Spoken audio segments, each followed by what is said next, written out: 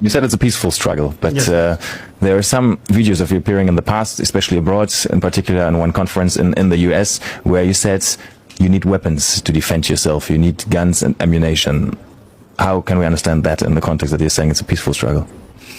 I'm sure you've heard about the Fulani headsmen killing people all over the place. Have you heard about it? Of course. Exactly. So how do you intend to defend yourself against Fulani headsmen without guns and bullets?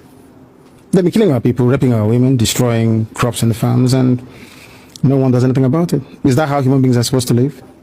So, and you have the right to arm yourself and defend yourself with arms in that context? Self-defense is recognized even by all the known laws of the UN. Is that not correct? We have the right. If somebody were to barge into this very interview and are wielding a machete or an AK-47, are you suggesting we should let them get away with it?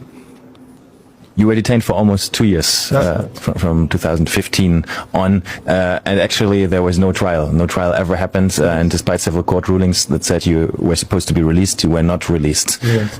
Do you think you were treated in a fair way by the government? Or rather also by the justice system?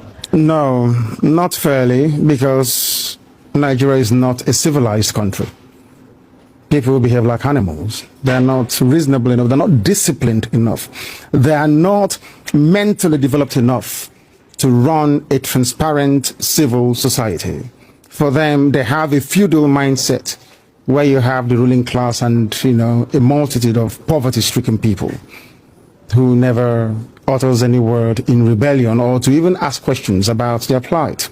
That is one thing we are determined to challenge. Don't you think you insult a lot of Nigerians with that? I'm being very kind, to be honest. I could have used far more harsher words to describe them. I'm being very kind.